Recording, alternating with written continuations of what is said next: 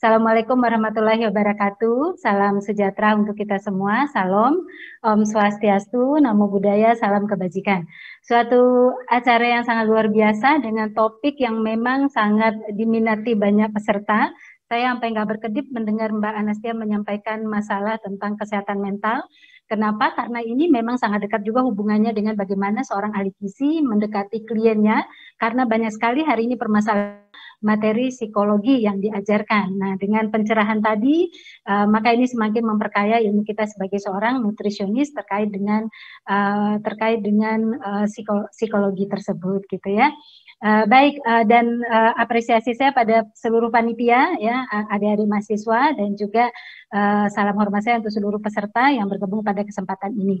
Baiklah, saya akan memulai materi yang diminta oleh panitia, yaitu terkait dengan mekanisme terjadinya stres kaitannya dengan gula.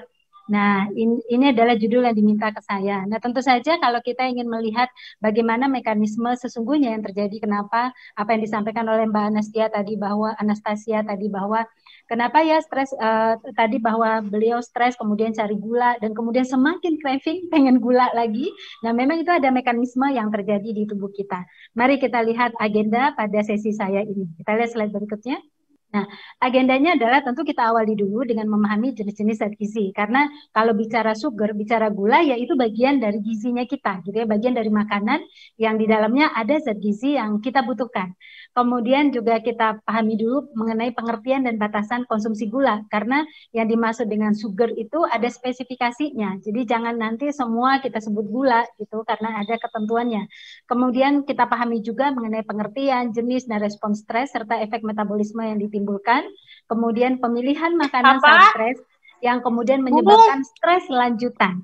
Ya, dan kemudian juga pengaruh konsumsi gula terhadap kejadian stres dan bagaimana gizi itu bisa mengatasi stres. Mari kita lihat agenda yang pertama. Kita lihat slide berikutnya. Terkait dengan jenis-jenis zat gizi, maka kalau kita bicara sugar, kita bicara zat gizi makro yang kita sebut sebagai karbohidrat.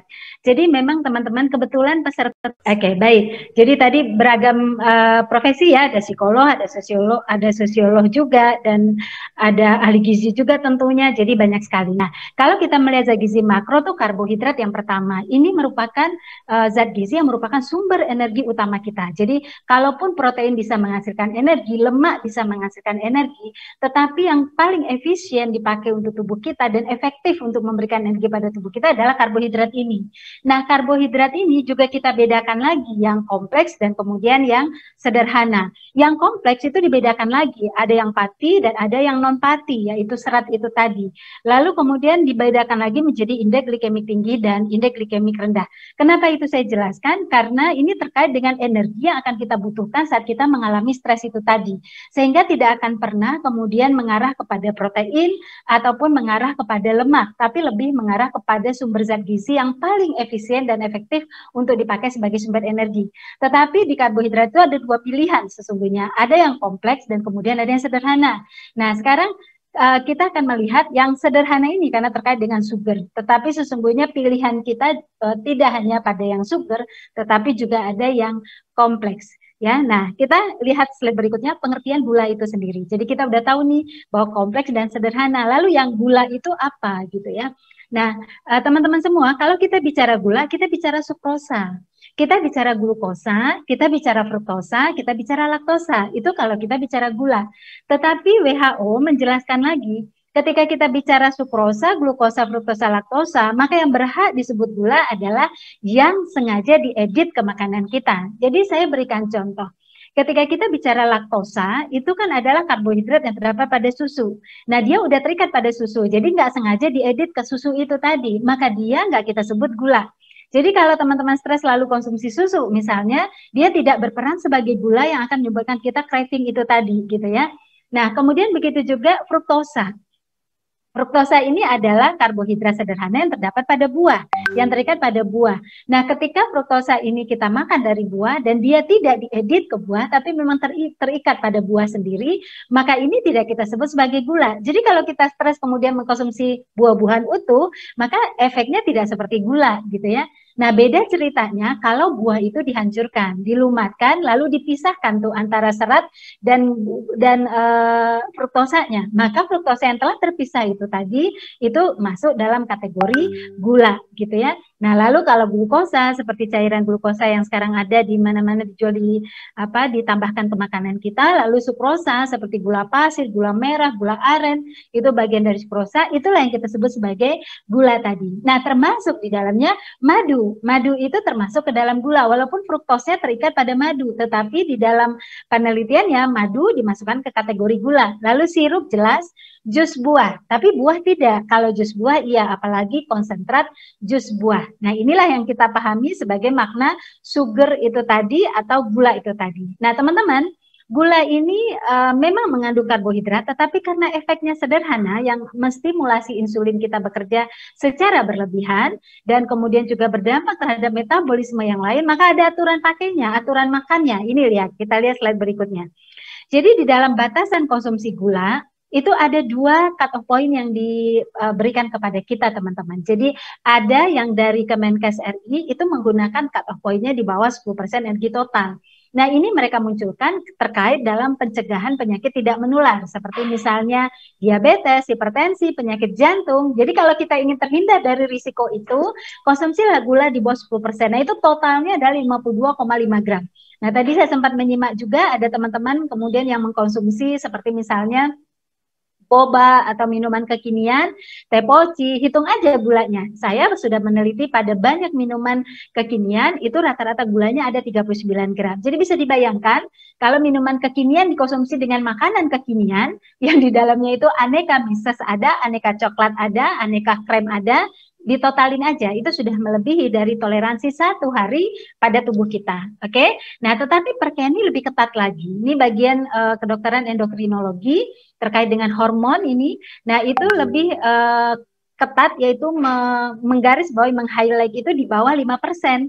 Jadi di bawah 25 gram ya. Jadi lebih kecil sekali karena mereka sangat concern sekali tentang kejadian diabetes mellitus. Jadi kita nggak bisa pungkiri nih, kita di Indonesia pada hari ini adalah ranking 4 dunia untuk jumlah penderita diabetes terbanyak gitu ya.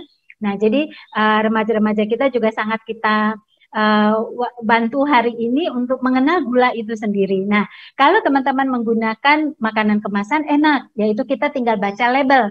Nah, teman-teman ketika membaca label pun mesti dipahami dulu bahwa di label itu selalu jumlah gula itu per saji, ya, per saji. Nah, kemasan-kemasan yang dijual ke kita kadang-kadang itu tidak per saji, tapi bisa 3 saji. Saya berikan contoh. Ada satu minuman teh yang botolnya gede juga 600 cc mungkin. Nah, kalau kita lihat ternyata itu untuk 3 saji. Sementara kandungan gula yang mereka munculkan per saji. Dia tulis 11 gram. Lalu kita katakan, wow 11 gram rendah sekali, saya bisa minum ini 1 saji. Padahal 1 botol itu 3 saji. Nah, sesungguhnya ketika itu dihabiskan sebanyak 600 ml tadi, karena kita anggap biasa, kalau 600 ml botol minuman 600 cc itu kan sangat biasa bagi kita minum itu. Sesungguhnya kita telah memasukkan gula sejumlah 33 gram. Nah, ini mesti dipahami. Nah, kalau itu bukan makanan kemasan, maka memang kita menggunakan takaran rumah tangga, yaitu menggunakan 1 sendok makan gula. Jadi teman-teman, baik gula aren, baik gula pasir, baik gula merah, itu 1 sendok makannya, itu setara dengan gulanya 13 gram. Jadi kita cek itu. Saya sekarang juga gencar menasihati remaja, jadi menasihati ya, anggap saja itu anak-anak saya juga gitu ya, untuk mencoba menghitung-hitung. Jadi mulai pagi sampai tidur lagi, berapa tuh gula yang sudah mereka konsumsi. Nah, kira-kira ini pemahaman tentang gula. Nah, mari kita lihat kaitannya dengan stres itu tadi. Kita lihat slide berikutnya. Nah, teman-teman bicara tentang stres, Mbak Anastasia tadi juga sudah ahlinya lah tentang ini, tetapi saya ingin kembali meng-highlight bahwa stres itu kan reaksi kita ya, baik fisik ataupun emosional kita gitu. Apabila ada perubahan dari lingkungan kita yang mengharuskan kita menyesuaikan diri. Jadi suatu perubahan di sekitar kita yang kita harus menyesuaikan diri dengan perubahan itu sebenarnya sudah reaksi kita, itu sudah merupakan bentuk suatu reaksi. Nah, reaksi itu bisa munculnya fisik, bisa munculnya emosional gitu ya. Nah, ketika pengalaman emosional yang kita rasakan pada saat kita melakukan proses penyesuaian diri itu merasa tidak nyaman dengan hal tersebut, nah itulah yang kemudian berdampak pada perubahan biokimia tubuh kita, perubahan fisiologis, fungsi-fungsi organ kita, dan sampai kepada perubahan perilaku. Nah, sesungguhnya itu bisa diprediksi. Itu menurut teori ini ya. Memang teori ini sudah lama, tetapi saya kira masih update. Nah, sekarang saya ingin memperlihatkan kepada teman-teman semua, ketika kita merasakan suatu perasaan yang nggak nyaman ini, gitu ya, sesuatu yang nggak nyaman ini, apa reaksi yang terjadi pada tubuh kita, gitu ya, mekanisme apa yang terjadi pada tubuh kita? Ini dia yang terjadi. Sesungguhnya pada kondisi tidak nyaman tadi, atau yang kita sebut sebagai stres itu tadi, itu akan mempengaruhi 3 sistem di dalam tubuh kita. Jadi akan ada terpengaruh pada sistem saraf kita, pada sistem endokrin kita, dan pada sistem imunitas kita. Mari kita lihat slide berikutnya. Nah, kita akan lihat 2 perubahan, yaitu pada sistem saraf dan sistem endokrin. Jadi sekali lagi bahwa stres itu kan ketidakseimbangan diri kita nih dengan lingkungan kita ya. Nah, respon stres tadi itu akan mempengaruhi 3 sistem. Nah, 2 sistem saya bahas ya. Yang pertama adalah sistem saraf, mempengaruhi sistem saraf. Kita tahu sistem saraf itu ada susunan pusat, tepi gitu ya. Nah, di tepi itu ada simpatis dan ada kemudian parasimpatis. Nah, yang simpatis dan parasimpatis inilah yang bertanggung jawab untuk mengontrol semua fungsi tubuh kita yang tidak kita sadari. Jadi teman-teman mungkin ngerasain ketika stres apa yang dirasakan? Detak jantung menjadi lebih cepat. Nah, siapa yang bertanggung jawab mengontrol ini? Ini adalah sistem saraf ini tadi, baik simpatis ataupun parasimpatis, karena dia bertanggung jawab untuk kegiatan yang tidak kita sadari. Bahkan ada yang stres matanya melotot gitu ya, jadi pupil matanya membesar gitu, jantungnya berdetak lebih kencang, tremor badannya gitu ya. Ini kan nggak kita perintah, itu datang dengan sendirinya ya. Nah, kalau kita lihat yang pertama kali bereaksi terhadap stres yang kita rasakan adalah yang simpatis ini. Ini yang bereaksi pertama kali. Jadi simpatis inilah yang akan menstimulasi pembentukan energi. Ya, loh kok begitu Bu Rita? Jangan lupa bahwa sesungguhnya penggunaan energi di tubuh kita itu kan terdiri dari basal metabolik dan kemudian dari energi yang kita pakai untuk gerakan-gerakan kita. Kita berjalan, kita kemudian berpindah dan sebagainya, itu juga ada energi yang dipakai. Tetapi teman-teman, energi yang kita pakai sehari-hari ternyata lebih besar itu adalah untuk basal kita tadi.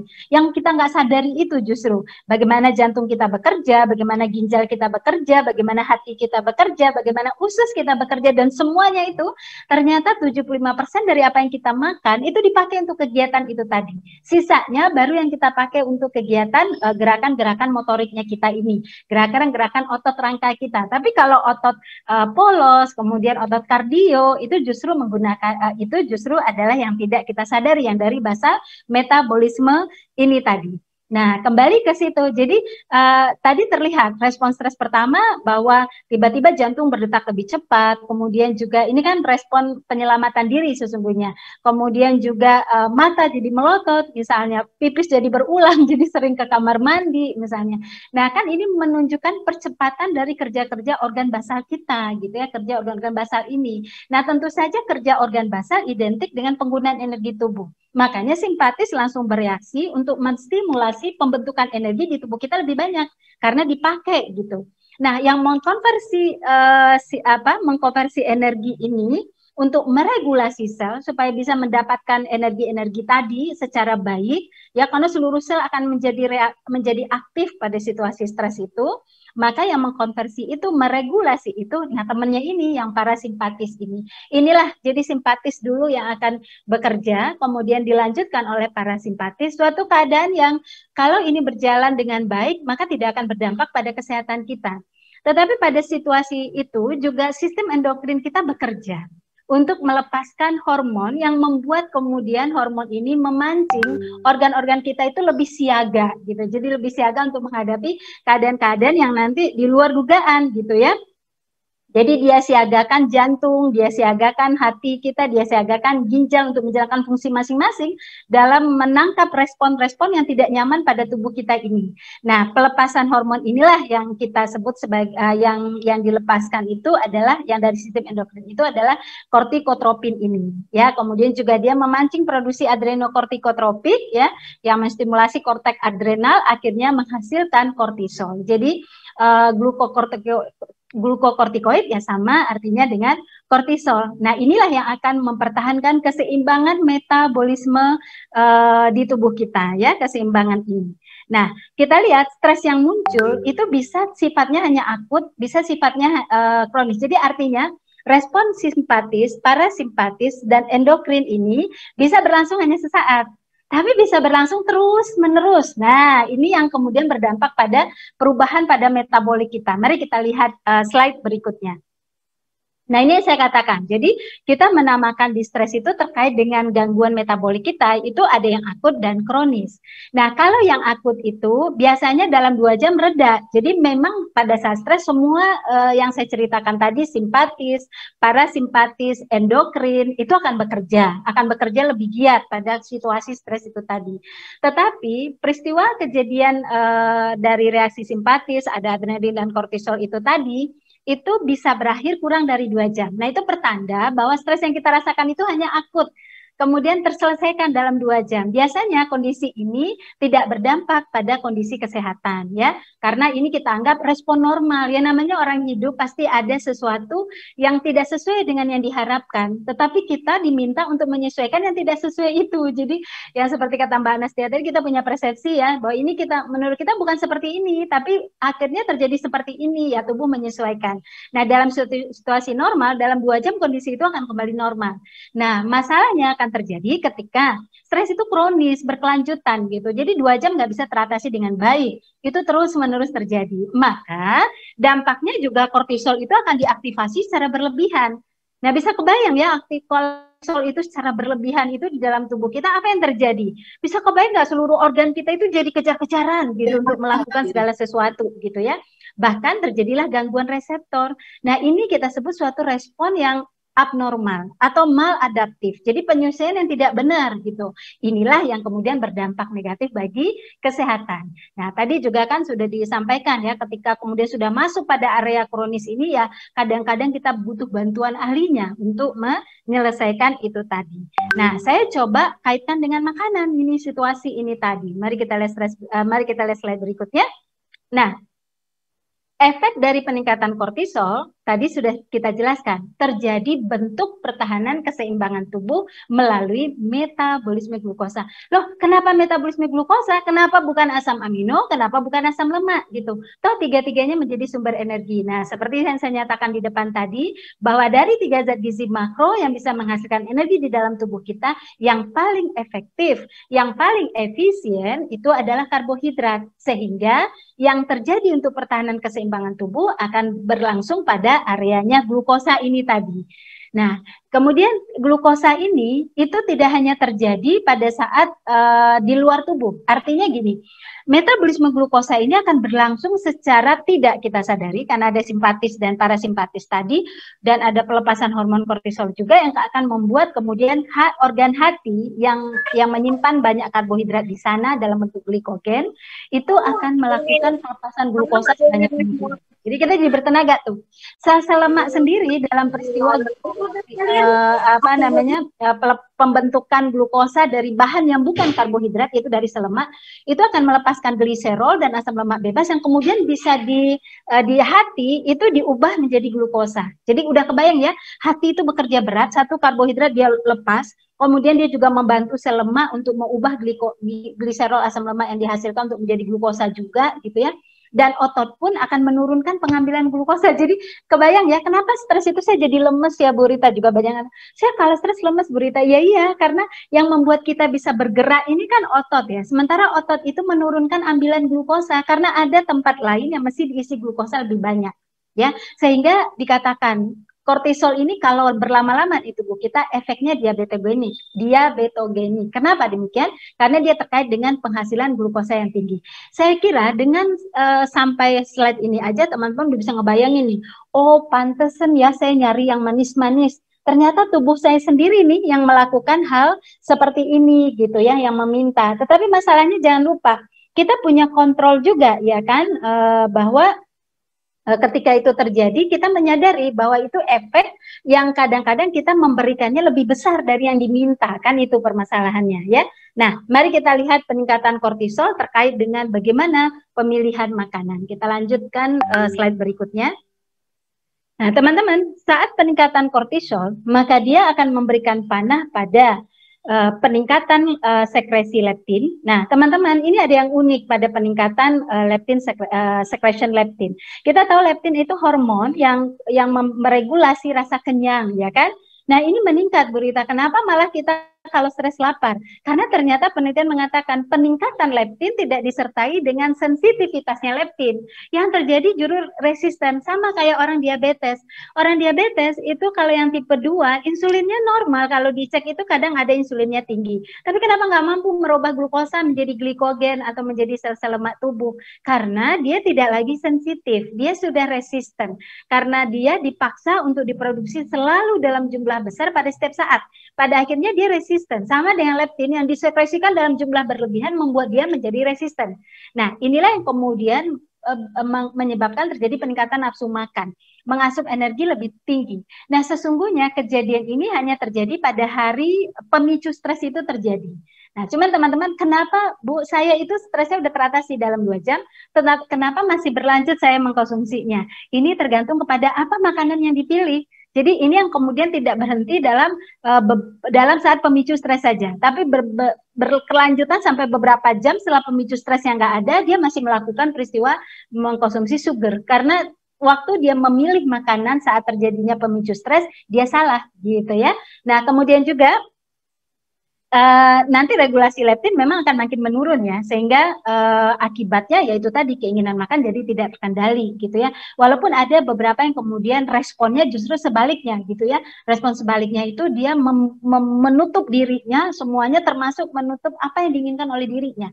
Jadi apa yang terasa pada dirinya dia tutup sehingga dia justru tidak makan. Itu juga ada pada beberapa bagian tertentu gitu ya.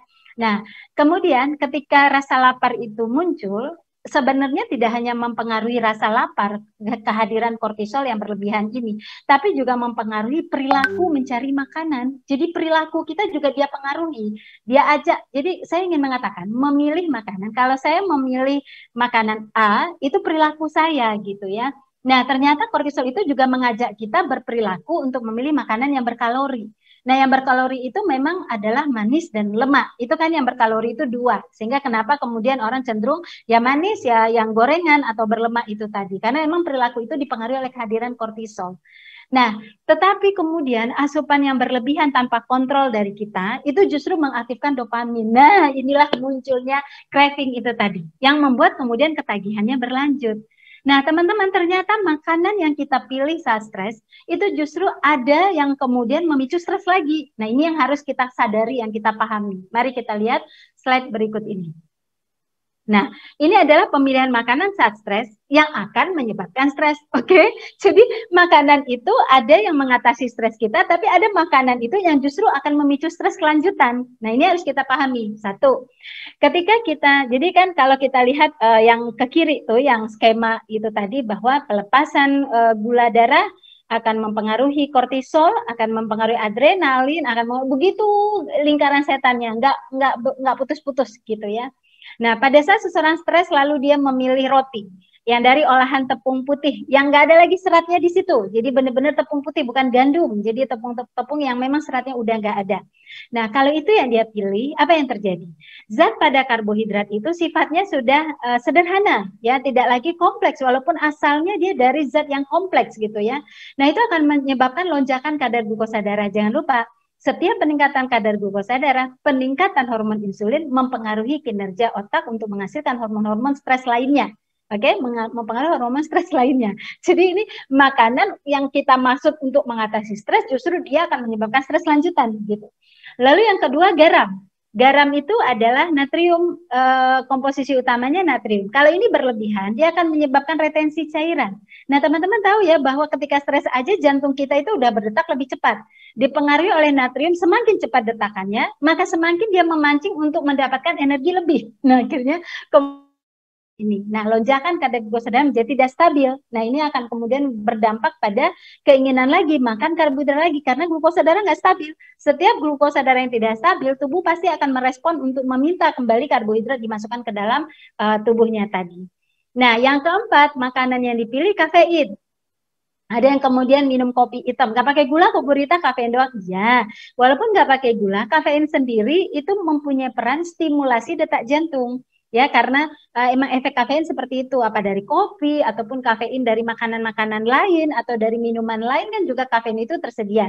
Jadi kita nggak bicarakan kopinya toh, tapi bicarakan kafeinnya ini yang memang menstimulasi percepatan detak jantung gitu. Akibatnya apa? Tekanan darah naik. Nah, teman-teman, ternyata ketika tekanan darah naik, yang terjadi di tubuh kita, penelitian banyak menemukan data bahwa ketika kita punya tekanan darah lebih tinggi, itu penyerapan vitamin B dan D kita serta beberapa mikronutrien terganggu. Padahal B dan D dan beberapa mikronutrien terganggu itu justru berperan menjaga mood. Nah, makanya kenapa orang tekanan darahnya tinggi, orang suka bilang ya, itu ibu itu pemarah ya, ya iyalah karena tekanan darahnya tinggi gitu ya. Sesungguhnya ini yang terjadi gitu. Jadi kalau orang yang punya tekanan darah tinggi, itu dia memang sulit mengendalikan moodnya karena di dalam tubuhnya sudah terjadi menghalangi proses penyerapan vitamin B dan D serta beberapa mikronutrien yang justru dia harus mengelola mood kita. Nah, makanya jadi jangan heran ya kalau orang tekanan darah tinggi hobinya marah-marah ya. Tapi orang suka bilang gini, "Oh, enggak kok dia marah-marah dulu makanya tekanan darahnya tinggi." gitu. Enggak, sebenarnya memang orang yang punya tekanan darah di atas rata-rata itu memang akan cenderung lebih pemarah karena terkait dengan ketidakmampuan kontrol mood terkait dengan bagaimana regulasi gizi yang terganggu pada tubuhnya ya. Nah, kita lanjut lagi. Nggak sampai di situ doang tuh makanan yang kita pilih justru menyebabkan stres lanjutan gitu ya. Mari kita lihat berikutnya. Mungkin teman-teman selain tepung putih, selain gula, selain kemudian kafein, juga mengkonsumsi seperti ini. Ada juga yang memilih daging olahan. Tadi sempat saya baca teman-teman chit-chat sama Mbak Anastasia. Kalau saya sih biasanya pilih manis, terus saya lanjutkan sama yang gurih-gurih, sama yang gurih-gurih itu gorengan gitu ya. Nah, kadang-kadang tuh di dalam tuh nggak hanya seperti itu, kadang berlanjut lagi ke daging olahan ya. Hotdog, sosis, bacon, ya berbagai bahan pengawet di dalam, tinggi natrium dan beberapa zat aditif yang kemudian akan memperberat kerja organ tubuh. Nggak hanya di situ, juga mengganggu keseimbangan mikrobiota. Teman-teman, ini sudah jelas ya bahwa daging olahan yang diproses dengan berbagai cara yang panjang dengan tambahan berbagai bahan aditif ini justru mengganggu struktur mikrobiota. Nah, saya hanya ingin katakan mikrobiota kita jangan diganggu-ganggu, terutama masa pandemik ini. Karena mikrobiota inilah yang akan mempunyai link ke otak kita untuk bisa menstimulasi hormon-hormon bahagia kita. Jadi kalau ada klien yang ke saya datang juga begitu, aduh Bu, saya itu nggak bahagia, perasaan tuh sedih terus gitu ya. Nah, karena saya ahli gizi, maka pendekatannya bukan ke pendekatannya justru adalah ke makanan. Saya akan cek makanan mana yang berisiko membuat mikrobiotanya terganggu, karena ini ada kaitannya dengan hormon bahagia itu tadi gitu ya. Nah, ini akan menstimulasi otak, hormon bahagia itu akan terganggu gitu ya. Jadi udah kebayang ya, kalau orang nggak ada rasa bahagia apa yang terjadi kira-kira? Ya segala perilaku dia menjadi tidak terarah gitu, termasuk perilaku di dalam memilih makanan itu tadi. Jadi saya selalu katakan, ini loh otak dan otak kedua. Jadi saya selalu bilang otak kita tuh dua, otak di kepala dan otak di usus. Ini dua hal yang bertanggung jawab terhadap rasa bahagia yang kita punyai gitu ya. Nah, kemudian gorengan itu mengandung zat yang sulit dicerna. Oke, jadi ada juga yang memilih gorengan ya. Nah, karena memang gorengan ada di sekitar kita selalu dan dianggap oleh orang Indonesia itu makanan yang enak gitu ya. Jadi persepsi kita dari kecil di rumah tangga itu sudah dikasih tahu bahwa gorengan itu makanan enak karena selalu hadir setiap saat gitu. Nah, itu persepsi yang kemudian terbangun pada saat hari ini. Jadi ketika kita memilih gorengan, kita merasa kita memilih gorengan yang makanan yang enak. Kalau bagi saya gorengan nggak enak, tapi banyak orang tuh enak gitu ya karena tergantung persepsinya dia tadi. Nah, tapi memang kalau secara zat gizi di gorengan kaya lemak ya, dan lemak memang punya peran untuk memberi rasa sensasi lebih tinggi dibandingkan makanan lain gitu ya. Nah, gorengan mengandung zat yang sulit dicerna. Bapak Ibu, teman-teman gizi mungkin paham ya, ketika makanan berlemak masuk ke tubuh kita, itu nggak hanya organ usus yang mengeluarkan enzim, tapi juga ikut kantong empedu, hati, kemudian usus halus, dan semuanya itu banyak yang ikut bekerja. Jadi artinya membuat banyak kerja organ tubuh kita. Udah kebayang ya, ini stres lanjutan akan terjadi nih untuk mekanisme pertahanan tubuh kita akibat banyaknya organ yang dipaksa bekerja berat lagi setelah kita menyelesaikan persoalan stres kita dengan mengambil makanan yang digoreng. Nah, alkohol mungkin di kita nggak banyak, tapi di teman-teman saya beberapa kelompok Ada yang memang larinya ke sini, ketika didiagnosis sakit autoimun dia larinya ke alkohol, padahal alkohol itu memperberat autoimunnya misalnya gitu ya. Itu saya banyak terima kasus di kliniknya saya. Nah, ini menurunkan kadar serotonin. Jadi alkohol justru menurunkan kadar serotonin. Loh, kok bukannya naikin Bu Rita? Iya, sebenarnya alkohol itu kan gula ya. Dia harusnya menaikkan kadar serotonin, tapi penelitian mengatakan kadar gula yang terlalu tinggi masuknya bertolak belakang kerjanya, bukan justru memproduksi serotonin, tapi justru menurunkan. Nah, semakin rendah serotonin kita berkontribusi untuk meningkatkan kecemasan.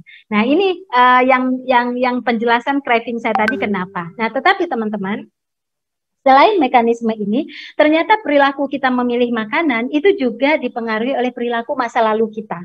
Jadi kalau saat stres saya kemudian tadi Mbak Anastasia memilih air kelapa, ya karena dia sudah memahami tentang bagaimana zat gizi bekerja dalam tubuh gitu ya. Nah, kalau saya kemudian memilih susu skim misalnya karena bukan saya belajar, tapi karena saya terbiasa untuk memberi energi pada tubuh saya mencoba mengambil dulu makanan yang lebih sehat misalnya. Itu kebiasaan. Nah, kebiasaan ini akan terjadi pada saat kita memutuskan makanan apa yang kita pilih ketika lagi stres ini. Mari kita lihat penelitian berikut ini. Slide. Ya, nah ini penelitian yang dilakukan ya tahun 2016. Jadi mereka memberikan intervensi pada responden yang diberikan diet gula selama 7 hari dan yang menerima diet air putih selama 7 hari. Jadi dia berikan itu sebelum benar-benar dia diberikan stres yang tinggi pada situasi yang berbeda. Jadi ada situasi stres di akademik, ada situasi stres karena personal, ada situasi stres karena sosial, ada situasi stres karena overall. Ternyata teman-teman yang menerima yang menerima diet gula selama 7 hari, hasil penelitian ketika stres dikondisikan kepada mereka, itu mereka lebih tinggi